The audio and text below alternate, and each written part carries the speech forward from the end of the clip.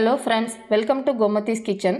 நம்ம இன்றைக்கி ஒரு ஹெல்த்தியான டிஷ் கொள்ளு ரசம் எப்படி செய்யலான்னு பார்க்கலாம்.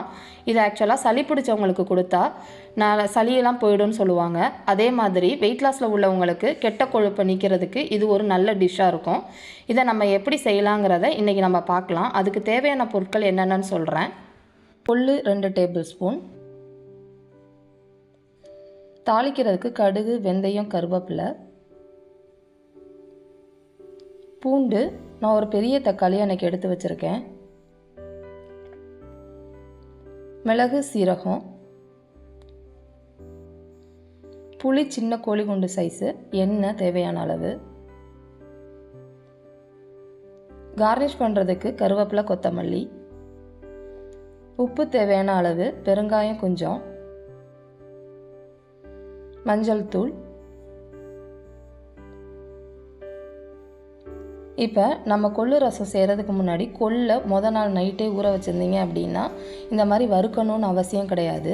சப்போஸ் ஊற வைக்கலை அப்படின்னா கொள்ளு 2 டேபிள் ஸ்பூன் எடுத்து குக்கரில் இந்த மாதிரி நம்ம வறுத்துக்கலாம். வறுக்கிறது பார்த்திங்கன்னா எண்ணெய்லாம் ஊற்ற வேணாம். லைட்டாக வறுத்திங்க அப்படின்னா வாசம் நல்லா வரும், பொரியவும் ஆரம்பிக்கும். ரொம்ப கலர் ஆகிற அளவுக்கு வறுக்க வேண்டாம். இப்போ பார்த்திங்கன்னா இந்த அளவுக்கு வறுத்தா போதும். வறுத்துட்டு ஒரு அரை மணி நேரம் ஊற வச்சிங்கன்னா 2 விசிலில் வெந்துடும். அப்படி இல்லை அப்படின்னா கொஞ்சம் நிறையா தண்ணி ஊற்றி 4-5 விசில் விட்டிங்க அப்படின்னா நல்ல பருப்பு மசிக்கிற அளவுக்கு வெந்துடும். இப்போ பார்த்திங்கன்னா தெரியும், நான் இன்றைக்கி 5 விசில் விட்டேன். பார்த்திங்கன்னா நல்லா மசிக்கிற அளவுக்கு வெந்துருச்சு. இப்போ இந்த தண்ணியும் பருப்பையும் தனியாக பிரிச்சிடலாம். அதுக்கு நான் ஸ்ட்ரெயினரில் நம்ம இதை வடிச்சிட்டோம் அப்படின்னா தண்ணி தனியாக பருப்பு தனியாக வந்துடும். இந்த தண்ணியை வேஸ்ட் பண்ணிடாதீங்க. இந்த தண்ணியை தான் நம்ம இப்போ ரசத்துக்கு யூஸ் பண்ண போகிறோம். பருப்பை மற்ற சாமான்களோடு போட்டு நம்ம அரைக்க போகிறோம். ஸோ தண்ணியோடு சேர்த்து வச்சு நம்ம வதக்க முடியாது. அரைச்சா ரொம்ப குழன்னு பேஸ்ட் ஆகிடும். அதனால் தண்ணியை பிரித்து எடுத்துடலாம். இப்போ ஒரு பேனில் ஆயில் ஊற்றிட்டு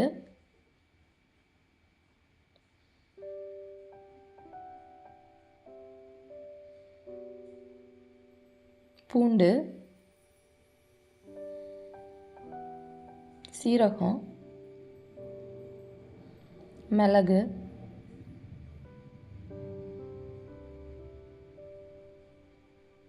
போட்டு எல்லாத்தையும் கொஞ்சம் வதக்கிக்கலாம்.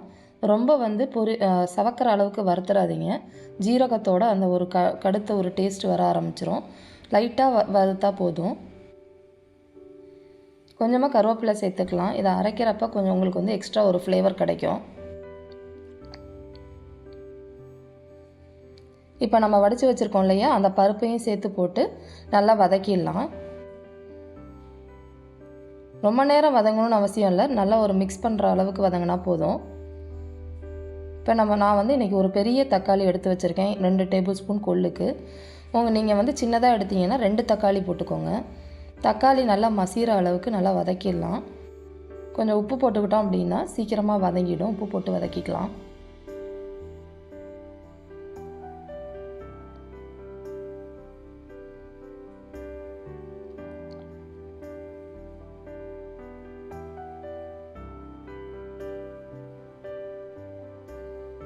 இதிலேயே நம்ம மஞ்சத்தூள் போட்டுக்கலாம். சளி பிடிச்சவங்களுக்கு கொடுக்க போகிறீங்க அப்படின்னா கொஞ்சம் மஞ்சத்தூள் அதிகமாக போட்டுக்கோங்க. போட்டு எல்லாத்தையும் சேர்த்து நல்லா வதக்கிடலாம். தக்காளி மசிகிற அளவுக்கு வதக்கினா போதும். இந்த அளவுக்கு வதங்கினா போதும். ரொம்ப பேஸ்ட்டாக ஆகணும்னு அவசியம் கிடையாது. இப்போ நம்ம இதை மிக்சியில் போட்டு அரைக்க போகிறோம்.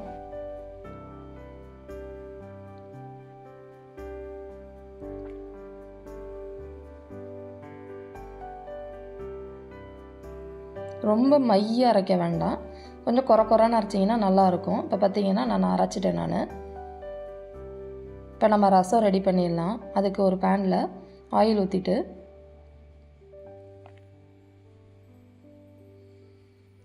ஆயில் காஞ்சதுக்கு அப்புறமா கடுகு போடுங்க. அப்போ தான் கடுகு நல்லா பொரியும்.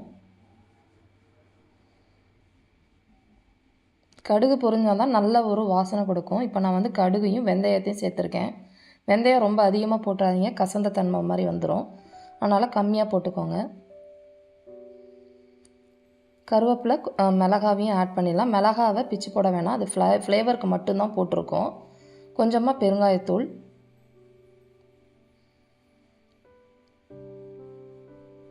மிளகாவை நம்ம வந்து கட் பண்ணி போட்டோம் அப்படின்னா ரொம்ப காரமாயிடும், குழந்தைங்களுக்கு கொடுக்க முடியாது. அதனால் நான் ஃப்ளேவருக்கு போட்டனால அப்படியே போட்டிருக்கேன். சப்போஸ் காரமாக பிடிக்கும் அப்படிங்கிறவங்க அதை பிச்சு போட்டுக்கலாம். இப்போ நம்ம அரைச்சி வச்சுருக்க பேஸ்ட் இருக்கு இல்லையா, அதையும் ஆட் பண்ணிடலாம்.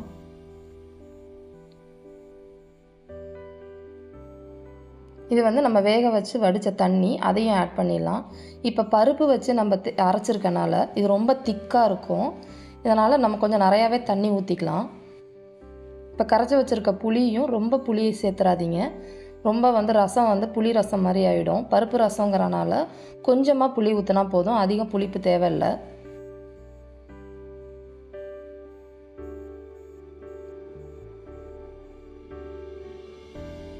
இப்போ நம்ம தண்ணியும் ஆட் பண்ணிடலாம்.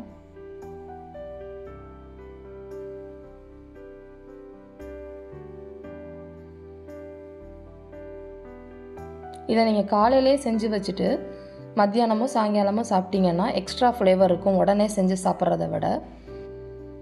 கொத்தமல்லி ஆட் பண்ணிக்கலாம், கருவேப்பிலை.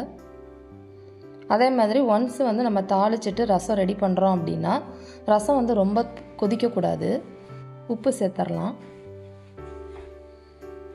கொதிக்க விட்டிங்க அப்படின்னா ஒரு மாதிரி கடுத்த மாதிரி டேஸ்ட் வர ஆரம்பிச்சிடும்.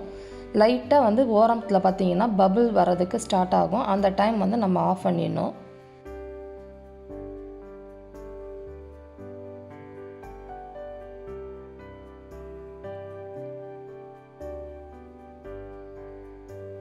இப்போ பார்த்தீங்கன்னா தெரியும் உங்களுக்கு, லைட்டாக பபிள் வந்து வர அளவுக்கு ஸ்டார்ட் ஆகிருக்கு. இந்த ஸ்டேஜில் கொஞ்சமாக வெல்லமோ, நான் இன்றைக்கி வந்து ப்ரௌன் சுகர் ஆட் பண்ணுறேன், வெல்லமோ சுகரோ கொஞ்சமாக ஆட் பண்ணிக்கோங்க. அப்போ வந்து அந்த புளிப்பு கார டேஸ்டெல்லாம் வந்து ஈக்குவல் பண்ணி நல்ல ஒரு டேஸ்ட் கிடைக்கும். அதே மாதிரி ஒரு கொஞ்சமாக நெய்யையும் எடுத்து கொஞ்சமாக வந்து நம்ம ரசத்தில் மிக்ஸ் பண்ணிக்கலாம். அப்போ வந்து இன்னொரு எக்ஸ்ட்ரா ஃப்ளேவர் கிடைக்கும். வெயிட் லாஸில் இருக்கிறவங்களுக்கு நீங்கள் யூஸ் பண்ண மாட்டீங்க அப்படின்னா இந்த பார்ட்டை ஒமிட் பண்ணிவிடுங்க.